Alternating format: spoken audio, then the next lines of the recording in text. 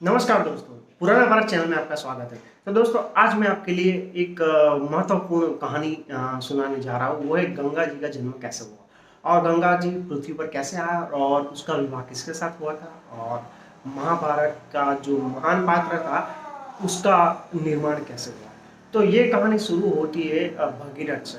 तो भगीरथ जो है वो रघुवंशी कुल में जन्म हुआ एक राजकुमार था जो गंगा जी को पृथ्वी पर लाने के लिए भयंकर तपस्या किया। सबसे पहले ब्रह्मा जी की तपस्या की, फिर उसके बाद शिव जी की तपस्या की और उसके बाद उन्होंने माँ भगवती गंगा को पृथ्वी पर लाया। अब वो जब माँ गंगा पृथ्वी पर आती है तो पृथ्वी पर बहुत सारे हिमालय में से निकलकर बहने लगती है, किंतु उसका वेग इतना भयंकर भारी होता था तो उस समय में ऐसा लगता था कि अगर उसके वेग से सीधा धरती पर पड़ता है तो वो पूरी की पूरी धरती को फाड़कर पाताल में चली जाएगी। तो उसके चलते भगवान शिव जी ने उसको अपनी जटा में धारण किया और उसका जो प्रवाह था उसको नियंत्रित किया। और तब से वो गौमुख गंगा के नाम से जो उत्तराखंड में एक जगह है पर्वत में वहां से निकलती है और बंगाल की खाड़ी यानी कि समुद्र में मिलती है। तो ये हुआ गंगा का अवतरण का जो कहानी थी वो। अब उसके बाद आते हैं कि गंगा जी का विवाह किसके साथ हुआ था और कैसे हुआ था और महाभारत से ये कहानी किस तरीके से जुड़ी हुई है। तो उससे पहले हम चलते हैं स्वर्गलोक में। तो गंगा जी और उसके जो पालक पिता है ब्रह्मदेव, वो दोनों एक बार इंद्र की सभा में गए थे और इंद्र की सभा में वो वहां जाके बैठे तब एक नृत्य चल रहा था, मतलब नृत्य गान चल रहा था। उस समय में अप्सरा वगैरह सब स्वर्ग में नृत्य गान कर रही थी और उसमें भीष्म नामक जो एक राजा था वो इंद्र का मित्र था, वो भी उस समय वहां पर बैठा हुआ था। जब गंगा जी और ब्रह्मदेव दोनों इंद्र की सभा में आए तो गंगा और भीष्म की नजर एक दूसरे को मिली और एक दूसरे को देखते ही देखते रह गया। उसमें से वहां एक पवन का झोंका आया और गंगा जी का जो चीर था मतलब एक पल्लू था वो हवा के झोंके से उड़ गया। तो सभी देवताओं ने अपनी आंखें शर्म से नीचे झुका ली, किंतु भीष्मक और गंगा एक दूसरे को देखते ही रह गए। तो यह देखकर ब्रह्मदेव को बड़ा क्रोध आया और उन्होंने दोनों को श्राप दिया कि आप दोनों पृथ्वी पर जन्म लेंगे और अवतरण लेंगे।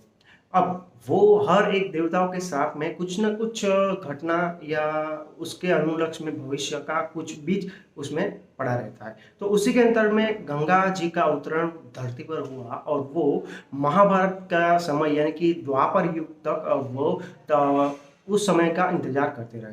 तब एक समय आया जब द्वापर युग में भीष्मक नामक जो राजा था पूर्व जन्म में, वो शांतनु के नाम से जन्म लिया और शांतनु ने ये हस्तिनापुर का राजकुमार होने का गौरव प्राप्त किया और उस समय में धीरे धीरे शांतनु बड़ा होते गया और उसके बाद उसकी युवा अवस्था में वो पहुंच गया।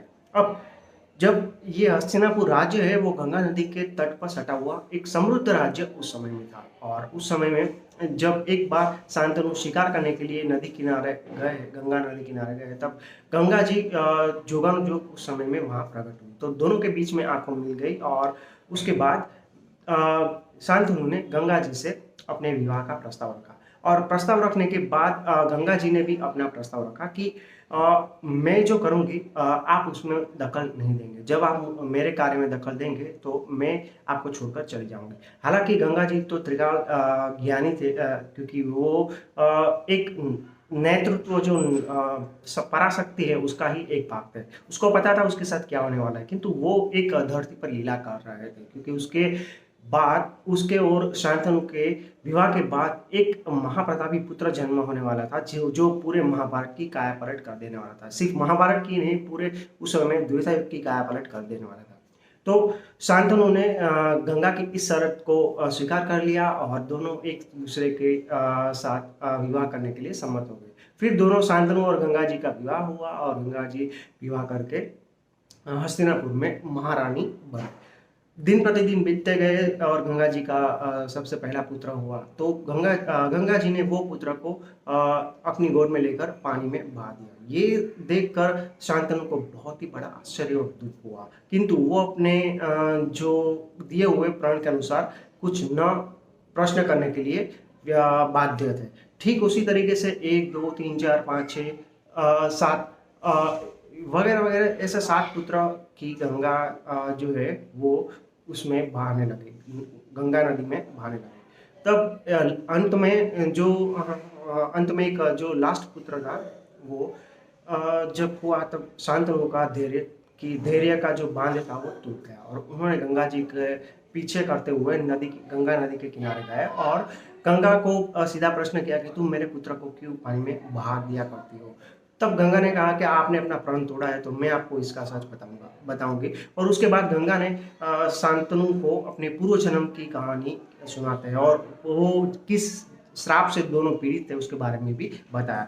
गंगा जी ने यह वचन तोड़कर देखा कि गंगा खुद उस श्राप से मुक्त हो गए और साथ साथ भीष्मक भी मुक्त हो गए, किंतु जो 8वां पुत्र था वो था वसु। वो पुत्र अब जिंदा रह गया।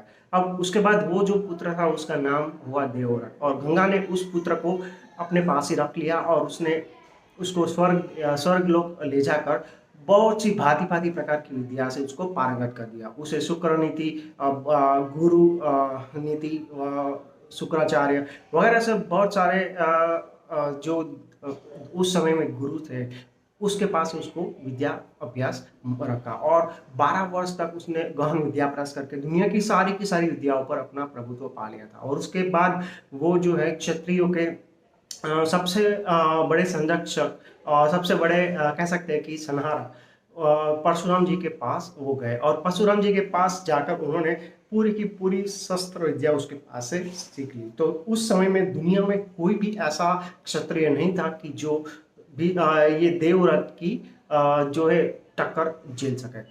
जब एक दिन ऐसा हुआ कि अपने पुत्र की चाह में जो शांतनु नरेश थे वो नदी किनारे पर ऐसे भटक रहे थे। तभी उसने देखा कि गंगा जी का जो प्रवाह था वो तुरंत ही रुक गया था, यानी कि एक ओर गंगा जी का जो प्रवाह रुका हुआ था और दूसरी ओर पानी नहीं था, धीरे धीरे पानी खत्म होने वाला था। तो उसको कुछ आश्चर्य लगा तो उन्होंने वहां जाकर देखा तो एक बांध किसी ने बना दिया था और उसी के चक्कर में वहां पानी आगे नहीं बट रहा था। तो ये आश्चर्यचकित देखकर उन्होंने ये बांध तोड़ने की कोशिश की, तभी गंगा जी का वहाँ प्रादुर्भाव हुआ और उसने बताया कि ये कार्य आपके सुपुत्र देवव्रत ने किया है। तभी जाके गंगा ने देवव्रत को अपने पिता से मिलाया और पिता पुत्र का हस्तिनापुर की जो राजसभा में सुगम मिलन हुआ। तब जाके गंगा जी ने कहा कि ये पुत्र आप हस्तिनापुर की धरोहर है और ये आगे जाके बहुत महान कार्य करने वाला है। तो तभी से लेकर गंगा पुत्र जो देवव्रत था वो हस्तिनापुर में युवराज के तख्ते पर बैठा। युवराज के तख्ते पर बैठने के बाद उन्हें कुछ भी घमंड नहीं था, उसने पूरे राज्य की सुरक्षा की कार्यभार संभाल लिया और उसके पराक्रम और उसका सौंदर्य को देखते हुए आसपास के सारे राजाओं ने उसको सरेंडर कर दिया, यानी कि उसको नतमस्तक हुए और हस्तिनापुर की शरण ले ली। इस तरीके से हस्तिनापुर का जो विकास था एरिया की दृष्टि से वो चारों दिशा में फैल गया। अब जाके एक समय शांतनु और ये भीष्म देवव्रत दोनों अपने कुछ सैनिकों के साथ वन में जाते हैं और वहाँ पे वन क्रीड़ा करने के लिए, वन क्रीड़ा यानी कि शिकार करने के लिए जाते हैं। वहाँ जाके शांतनु को एक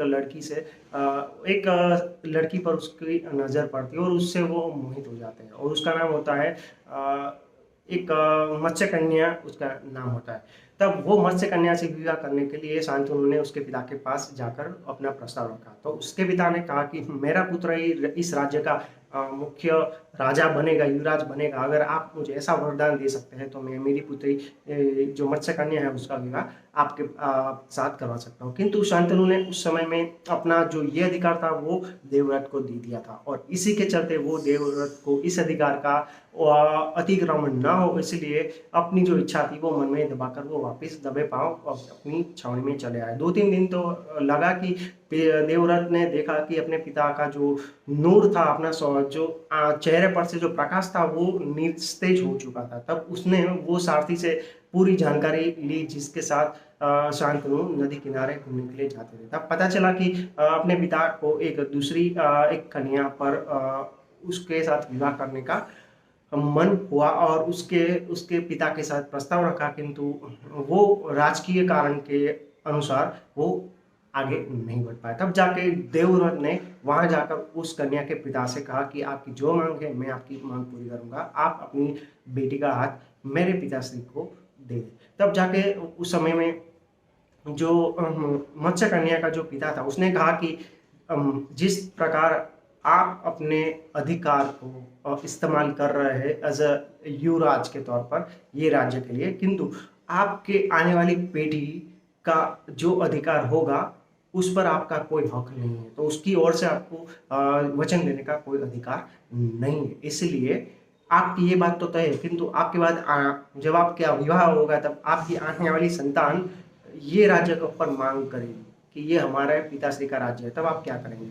तो भीष्म उस समय में देवव्रत ने इस शंका का भी जड़ मूल से निराकरण करने के लिए कहा कि मैं धरती आकाश और स्वर्ग को साक्षी रखकर ये प्रतिज्ञा करता हूँ कि मैं आजीवन विवाह नहीं करूंगा और ब्रह्मचर्य का पालन करूंगा, और इस राज्य पर बैठने वाले हर एक राजा को अपना स्वामी समझूंगा और इस राज्य की सेवा करूंगा। इस जो प्रतिज्ञा उस समय में देवव्रत ने की वो दुनिया में उस समय में किसी से भी शक्य नहीं थी, क्योंकि इस तरीके की जो आंख बंद करके ब्लाइंड फोल्डेड अगर कोई प्रतिज्ञा करता है तो उस प्रतिज्ञा की जो भार है वो बहुत ही बढ़ जाता है। यह प्रतिज्ञा सुनकर ही आकाश, धरती और समुद्र में पानी की लहरें उड़ने लगी और बिजली आकाश में गरजने लगी। तो इसी के अंतर्गत उस मत्स्य कन्या का फिर उसके बाद शांतनु से विवाह हुआ, और उसी घटना के बाद वो देवव्रत से लेकर भीष्म का वो जन्म होता है, और उसके बाद महाभारत में लोग उसे भीष्म के नाम से जाने जाते हैं। तो दोस्तों ये गंगा जी का जो एक दिव्य प्रतापी जो पुत्र है उसकी आपको पूरी जानकारी दी, और किस तरीके से महाभारत का जो ये महान पात्र है अपना जो कार्य है, अपनी जो निष्ठा है वो पूरी तरीके से हस्तिनापुर को समर्पित कर चुका था। तो दोस्तों आपको ये कहानी कैसी लगी कृपया कमेंट करके कमेंट बॉक्स में अपनी राय जरूर बताएगा। Thank you very much for watching this video.